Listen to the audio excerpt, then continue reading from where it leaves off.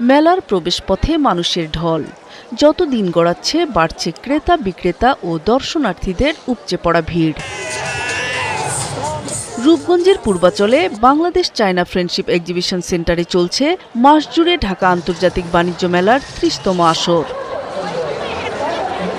মেলায় নিজেদের পছন্দের পণ্য সামগ্রী কিনে খুশি অনেকে, আবার অনেকে বলছেন পণ্যের মানের চেয়ে দাম বেশি। মেলাতে ঘুরতে আসছি ফ্যামিলির সাথে, খুব ভালো লাগলো। জিনিসপত্র কিছু জিনিসের প্রাইস একটু হাই মনে হয়েছে, আর তাছাড়া সবকিছু এভারেজ ছিল। ঘোরাঘুরি করে অবশ্যই ভালো লাগছে অনেকটাই। মোটামুটি সব দিক দিয়েই ভালোই হয়েছে। আর সিকিউরিটিটাও ঠিকঠাক ছিল, এখন পর্যন্ত কোনো প্রবলেম ফেস করিনি। আমরা তো প্রাইভেট কার নিয়ে এসেও মাঝখানে প্রাইভেট কার রেখে দেন আমরা অটো দিয়ে আসছি।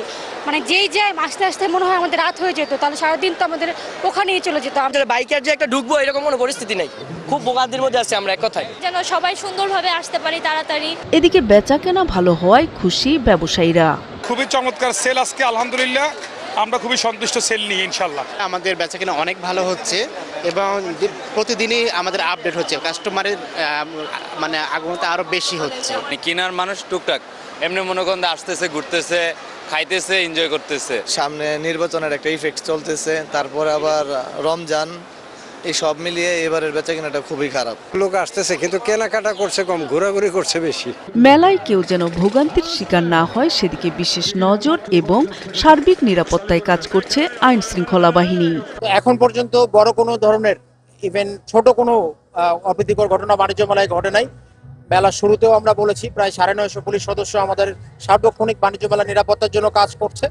তো যার ফলস্বরূপ আপনারা দেখছেন বিগত 2 দিনে, বিশেষ করে শুক্র শনিবার দিনগুলোতে ক্রাউড বেশি হয়। আমাদের ট্রাফিক ব্যবস্থাপনা থেকে শুরু করে অন্যান্য সকল ক্ষেত্রে আমরা ডেপ্লয়মেন্ট বাড়িয়েছি। তো আশা করছি বাকি দিনগুলো আমরা ভালোভাবে মেলাটা সম্পন্ন করতে পারবো। এবছর মেলায় বিভিন্ন ক্যাটাগরিতে দেশি বিদেশি নানা পণ্য সামগ্রী নিয়ে মোট 324টি স্টল ও প্যাভিলিয়ন রয়েছে। নূর তাজমিন নীর, ৭১।